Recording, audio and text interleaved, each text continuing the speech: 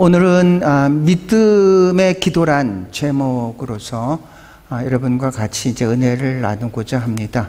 믿음의 기도는 하나님에 대한 절대적인 신뢰와 확신에 깊이 뿌리를 둔 기도입니다. 그러니까 믿음의 기도를 하면서도 우리는 많이 의심을 하죠. 정말로 이런 게 될 수가 있겠어? 기도는 하지만 믿지를 않는 기도를 우리가 이제 많이 합니다. 그러니까 기도를 하고도 전혀 기대하지를 않죠. 자기도 기도하면서 믿지를 않고 있는데 그것은 무슨 기대를 하겠습니까? 그래서 기도의 응답을 받으면 가장 놀라는 사람이 자신이라고 합니다. 전혀 기대도 안 했는데 응답이 됐는다. 그건 이제 자기가 놀랄 일이죠.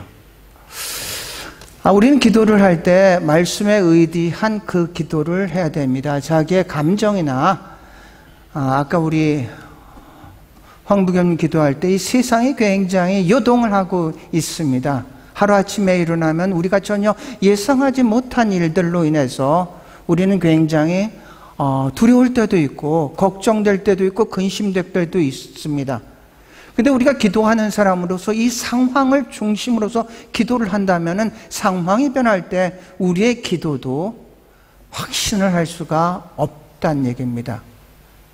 더군다나 우리의 감정은 요동하죠. 굉장히 좋은 소식을 들었을 때 굉장히 기뻤다가 갑자기 누군가에서 슬픈 소식을 들으면은 굉장히 감정이 다운되고 이제 그런 감정의 기초를 둬서 기도를 하면은 감정이 흔들릴 때 우리의 기도도 이제 흔들리죠. 그런데 우리가 기도를 하는 것은 하나님의 말씀에 기초를 해서 기도를 해야 될 줄로 믿습니다. 오늘 여러분한테 그 카톡에 오전에 보낸 거 믿음으로 기도를 해야 되는데 믿음은 어디에서 나오냐? 믿음은 들음에서 나고 들음은 하나님의 말씀으로 말미암느니라고 했습니다.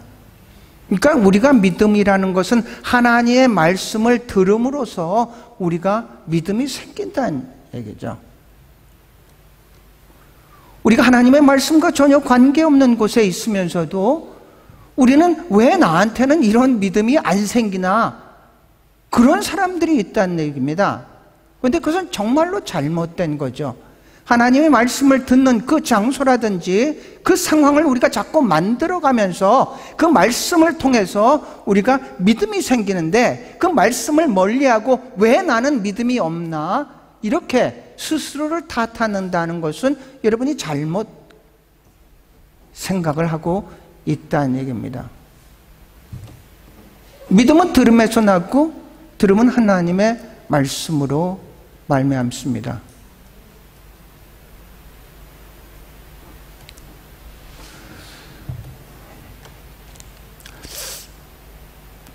오늘 우리가 믿음을 생각하면서 세 가지를 이렇게 봤으면 좋겠습니다. 하나님의 말씀은 이 칼 바르트 같은 사람은 이렇게 얘기를 합니다. 칼 바르트는 세 종류의 말씀이 있다. 신학자입니다. 첫 번째, 기록된 말씀, 성성의 말씀이 있고 두 번째, 선포되는 말씀이 있고 세 번째, 계시된 말씀이 있다. 계시된 말씀은 예수 그리스도 자신을 말씀하고 있는 겁니다. 세 종류의 말씀이 있는데 이 세 종류의 말씀을 통해서 우리가 이제 믿음이 자라는 것이죠. 우리가 듣지를 않고 어떻게 이제 믿음이 생길 수가 있겠습니까? 절대로 그럴 수는 없다는 얘기죠. 듣는다는 자세도 말씀을 우리는 읽는다는 자세로 취하면은 말씀을 읽는 주체가 내가 되지만 듣는 자는 자세로 우리가 말씀을 대하면 주님 말씀하시옵소서 제가 듣겠습니다.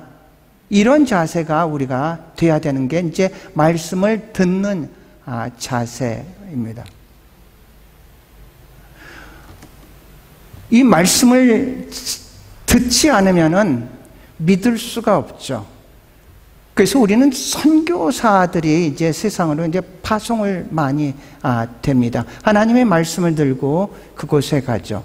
전혀 듣지 못하는 사람들, 그래서 그렇게 죽어가는 사람들이 많은데 그들의 영혼을 긍휼하게 여기면서 하나님의 지상 최대의 사명을 품고 그들을 향하는 그런 분들입니다. 최초의 근대 선교의 아버지라는 분은 윌리엄 캐리입니다. 윌리엄 캐리의 선교는 어떤 선교였냐면 이제 나가는 선교였죠. 나가는 선교여서 해안선 선교라고 얘기를 합니다. 당시는 세상이 굉장히 굉장히 이게 불투명하죠. 그래서 해안선은 교통도 괜찮았고 일단 모든 것들이 어떤 공급도 원활하고 해서 해안선 선교를 했었던 그런 분입니다. 조금 더 지나서 이제 인랜드 선교가 있습니다.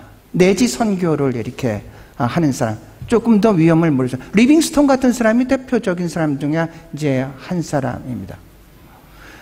조금 더 지나가지고 마태복음 24장 14절을 보면은 온 민족이 복음이 될 때 그때 끝이 온다고 이렇게 되어 있습니다. 그래서 미전도 종족, 그러니까 나라를 중심이 아니라 전도를 받아야 될 종족을 중심으로 해서 이제 전도가 이어지게 됐습니다. 선교가 되게 됐죠. 그렇게 이제 어떤 일반적으로 그런 해안선 선교와 내지 선교와 어떤 미전적 선교만 이렇게 쭉 이어오다가 현재는 도시 선교를 굉장히 강조를 하고 있습니다. 우리가 알고 있는 사도행전 1장 8절을 보면은 성령이 너에게만 너희가 권능을 받고 예루살렘과 온 유다와 사마리아 땅끝까지 내 증인이 돼. 이 개념 자체는 땅끝이라는 것은 우리가 가야 되는데 이제 땅끝이 대도시로 오고 있다는 얘기죠. 땅끝이 우리 곁으로 오고 있다는 얘기입니다. 그래서 이제 도시 선교를 굉장히 많이 이제 강조를 하게 됩니다. 우리는 말씀을 이렇게 근거로 해서 이제 말씀을 가지고 우리가 기도를 하고 응답을 받고 그 말씀의 능력을 체험을 하게 됩니다. 첫 번째 우리가 생각하고 싶은 것은 믿음의 기도라는 것은 믿음으로 구하는 기도를 말하고 있습니다. 믿음의 기도는 믿음으로 구하는 기도입니다. 기도할 때 가장 중요한 것은 믿음입니다. 여러분이 뭔가를 구하면서 여러분 자신이 믿지 않는다면은 절대로 그것을 갖다 응답받을 생각을 하지 말라고 하고 있습니다. 야고보서 1장 6절과 7절을 보면 오직 믿음으로 구하고 조금 더 의심하지 말라. 의심하는 자는 마치 바람에 밀려 요동하는 바다 물결 같으니 이런 사람은 무엇이든지 주께 얻기를 생각하지 말라 이렇게 했습니다. 우리가 한번 우리의 상황을 한번 생각해 보시기 바랍니다. 여러분을 뭔가를 위해서 이제 기도를 하는데 여러분의 마음에 계속해서 의심이 나면서 이게 들어지겠어? 어떻게 이런 게 이루어지겠어? 그럼에도 불구하고 기도를 하는데 그런데 정말로 우리가 그런 마음으로 기도를 하고 있다면은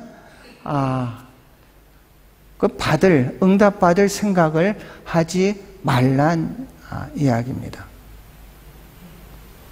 여러분도 가끔 중보기도에 요청을 받을 때가 있습니다.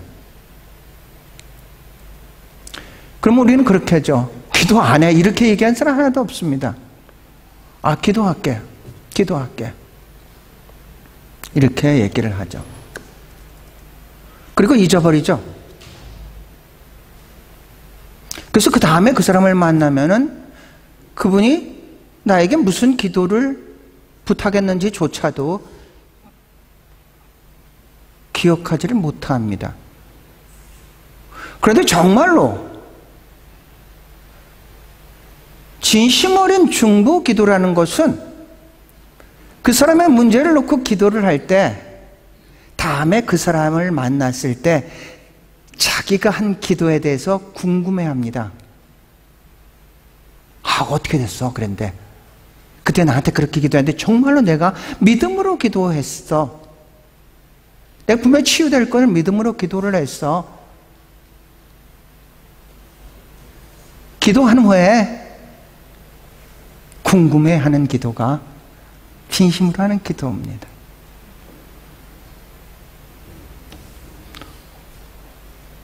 믿음의 기도라는 것은 믿음으로 하는 그런 기도입니다.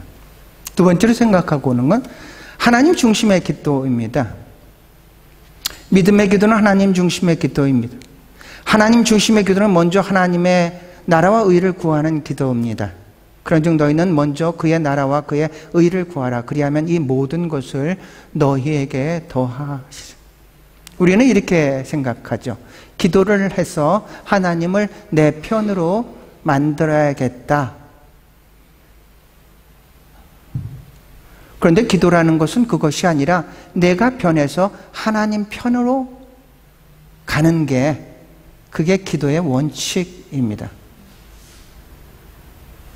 하나님을 끌어내서 내 편이 아니라 내가 변해서 하나님 편이 되는 것입니다. 그래서 응답받지 못하는 기도는 하나도 없습니다. 왜냐하면 내가 하나님 앞에 무릎 꿇는 그 순간부터 우리는 변하고 있는 줄로 믿습니다.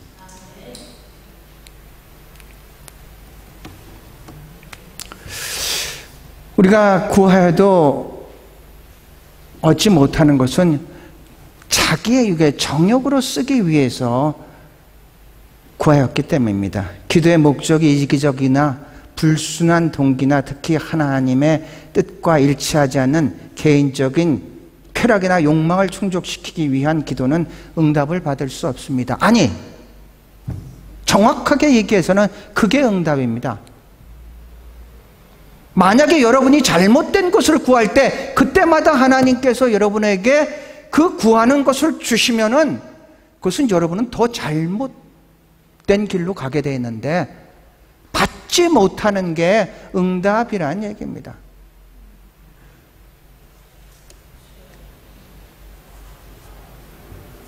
제가 오늘 말씀을 증거하고 싶은 세 번째가 초점입니다. 세 번째는 믿음의 기도는 선포 기도입니다. 선포하는 기도입니다. 믿음의 기도는 믿음으로 선포하는 기도입니다. 약속의 말씀이 이루어질 것을 믿고 선포하는 기도입니다.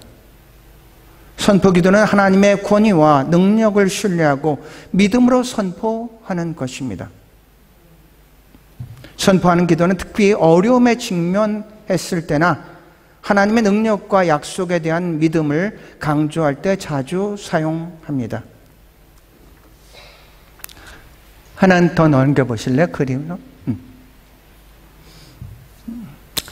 여긴 나사로 기념교회입니다.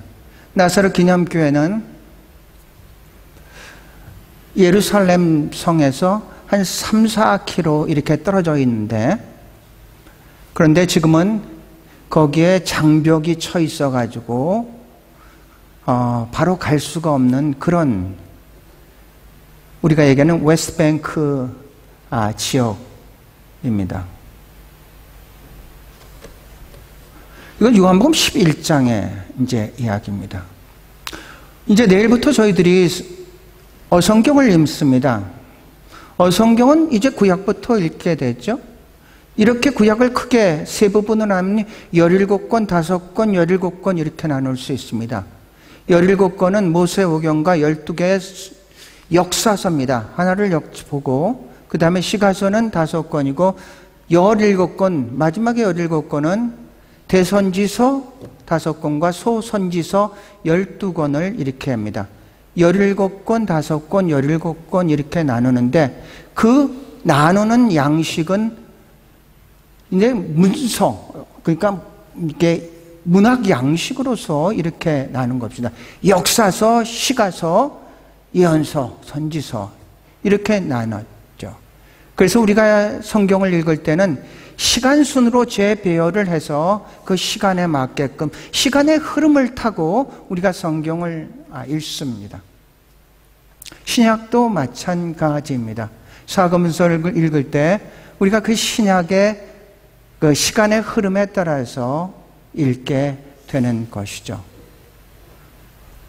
우리는 이렇게 생각하죠. 우리는 어렸을 때 뭐 신앙생활을 하고 하면 예수님께서 30살 때 공생애를 시작해서 33살 때 이제 십자가에 못 박혀 돌아가셨다. 한 3년 정도 공생애를 하셨고 그 다음 못 박혀 돌아가셨다. 이렇게 이제 그냥 너무나 자연스럽게 당연하게 이렇게 알고 남들한테 얘기를 하는데, 구체적으로 질문을 하자면 그러면 예수님이 30살에 공생애를 시작했다는 게 성경에 있습니까? 물어본다면은 우린 잠시 머뭇거릴 수밖에는 없죠. 그런데 감사한 것은 그것은 성경에 있습니다. 누가복음 3장 23절에 보면 30세 때쯤에 예수 그리스도께서 공생애를 시작했다 이렇게 얘기합니다. 그러면 3년이라고 했는데 그 3년이라는 것은 어떻게 됩니까? 마태, 마가, 누가, 공관복음에서는 전혀 그런 언급이 전혀 없습니다. 그런데 요한복음에 가면 유월절에 대해서 나옵니다. 그래서 3년이라는 것은 근거는 유월절을 근거로 해서 유월절을 몇 번 지냈는가를 조사를 해서 예수님께서 3년간 공생애를 했다. 그렇게 신학자들에 의해서 결론이 나왔는데, 그런데 여기에서의 조금의 논쟁은 있습니다. 어떤 사람은 3번의 유월절이다. 어떤 분은 4번의 유월절을 지냈다. 이렇게 얘기하는 사람이 있습니다. 첫 번째 유월절은 요한복음 2장에 가나 혼인잔치에 거기에서 2장에서 유월절이란 이야기가 나옵니다. 2장 13절입니다. 두 번째 유월절은 6장 4절입니다. 6장 4절에 오병이의 기적에서 유월절이란 이야기가 나옵니다. 세 번째 유월절은 바로 요한복음 11장 55절에 유월절날 이 모든 것들을 이제 이 사건을 마치고 나서 나사렛 사건에서 에브라임에 가서 유월절이 가까이 왔음에 이렇게 했습니다. 네 번째 소월절은 이것은 네 번째 유가 아니라 11장과 12장과 13절의 유월절은 한 유월절입니다. 마지막 예수 그리스도께서 인류의 죄를 대속해서 십자가를 지시기 위해서 마지막 유월절을 얘기합니다. 12장 1절과 13장 1절에 보면 유월절이라고 있습니다. 그래서 11장의 유월절과 12장의 유월절과 13장의 유월절은 마지막 예수 그리스도께서 예루살렘에 가는 그런 유월절을 얘기합니다. 그것을 빼면은 2개의 유월절뿐이 나오지를 않습니다. 2장 13절의 유월절과 6장 4절의 유월절.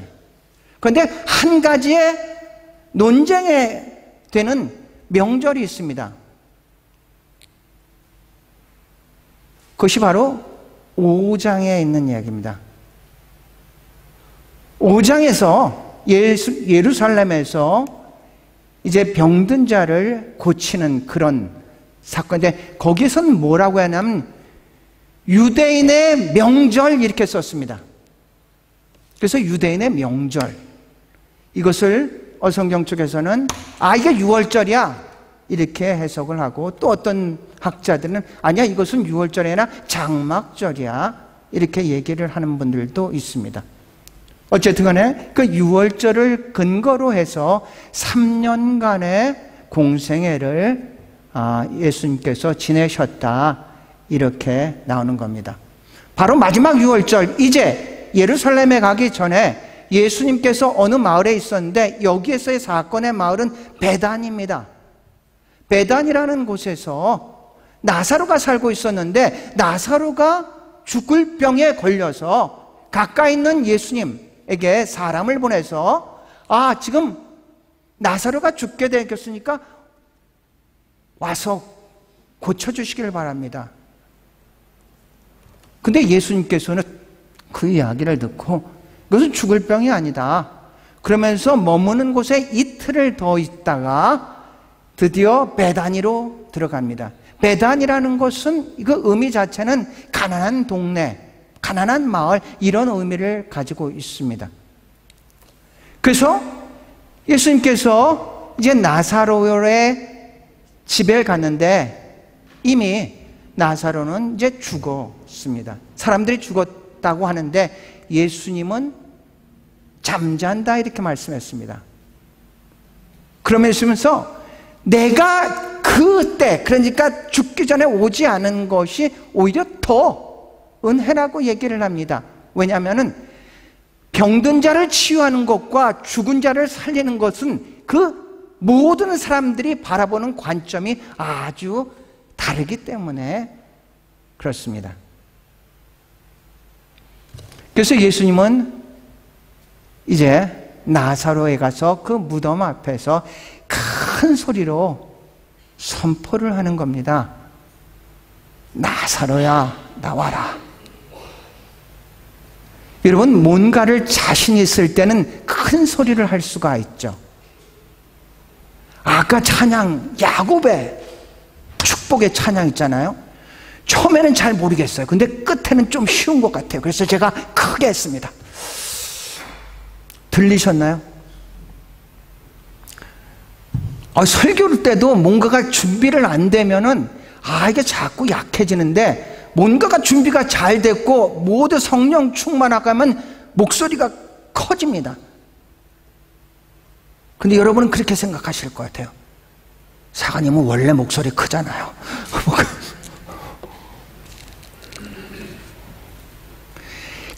큰 소리로 나사로야, 나오라.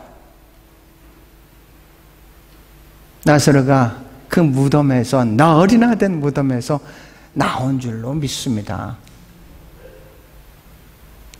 선포를 하는 겁니다. 여러분, 뭔가를 할 때 여러분이 선포할 수 있다는 것은 분명히 믿을 수 있기 때문에 믿음으로 선포한다는 얘기입니다. 기도를 할 때도 믿음으로 선포하는 기도를 할 수 있다는 얘기입니다. 믿어지지가 않는데 선포할 수 있겠습니까? 구약에서 보면은 여리고성 있지 않습니까? 여리고성 마지막 칠 때 7바퀴를 도고 양강나풀면서 큰 소리를 칠 때 그 여리고성이 무너지는 역사가 있었습니다. 바라고 원하는 것은 여러분이 무엇을 하시든지 선포할 수 있는 그런 믿음의 기도를 할 수 있기를 축복합니다. 병든 자를 위해서 기도할 때 병이 낫겠어? 그런 식으로 기도를 하면 어떻게 되겠습니까? 이 악한 사탄 마귀를 대적할 때 예수의 이름으로 물리쳐야 되는데 되겠어? 사탄은 귀신같이 알죠. 우리의 마음을 귀신같이 알죠.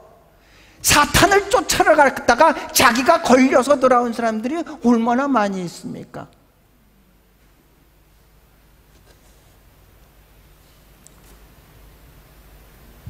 바로 이제 거기입니다. 한 장 더 넘겨보실래요? 거기 안에 들어가면은 이제 마르다와 마리아가 이렇게 예수님 앞에 간구하는 게 있습니다. 한 장만 더 넘겨보시죠. 여기는 예수님께서 마지막 예루살렘에 입성을 할 때 예수님이 3번의 눈물을 흘립니다. 예수님께서 3년간의 공생을 하면서 3번의 눈물을 흘립니다. 나사로 때 한번 흘렸습니다. 마지막에 여기서 들어올 때 이제 그 거룩한 예루살렘, 거룩한 성이 된 예루살렘이 아주 부패 원상이 되고 기도해야 될 집에 강도의 구열로 되는 그 예루살렘을 보고 안타까워서 눈물을 흘렸고, 마지막에는 겟세마네 동산에서 예수님께서 눈물을 흘렸었던 그런 3번의 눈물인데, 여기는 이제 2번째 눈물을 흘렸다. 그래서 여기에서 눈물교회가 있습니다. 예수님의 눈물을 흘리셨던 그런 기념교회, 거기서 찍은 사진입니다. 조금만 더 하나 정만 쭉 내려오다 보면은, 그러면 여기가 바로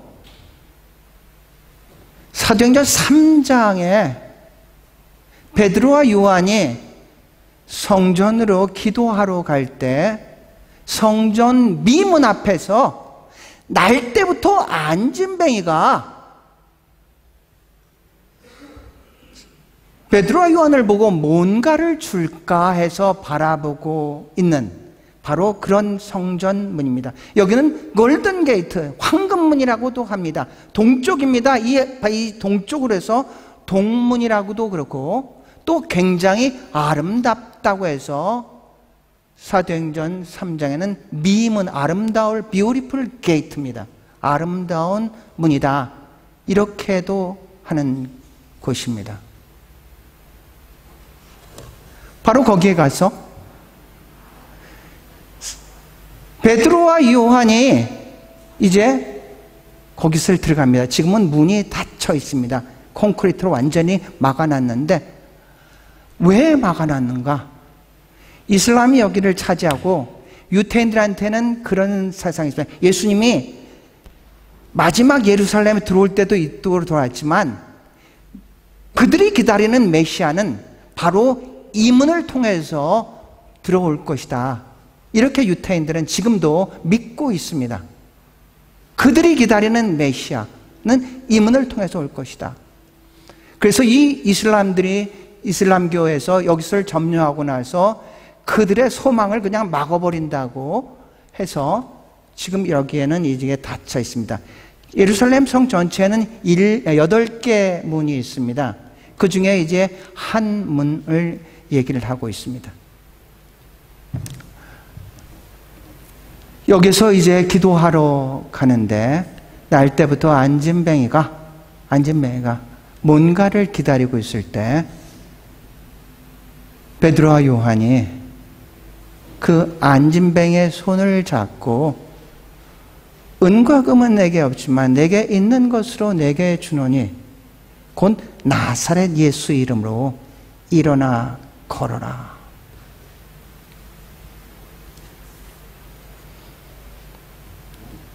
내가 가진 것은 은과 금은 없어. 하지만 내가 가진 것은 하나 있는데 나사렛 예수의 이름으로 일어나 걸어라.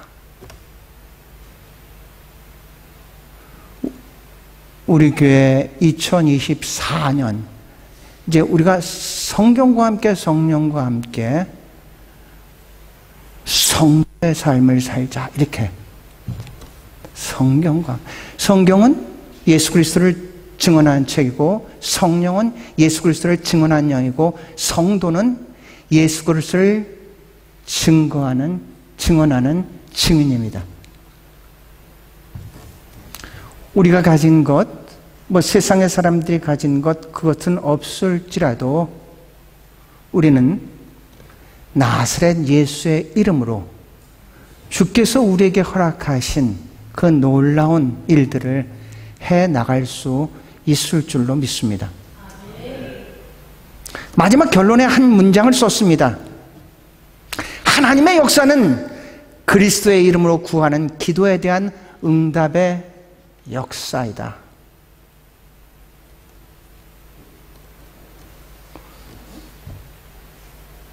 여러분의 역사는 그리스도의 예수의 이름으로 구하는 그 기도의 응답의 역사가 될 줄로 믿습니다. 2024년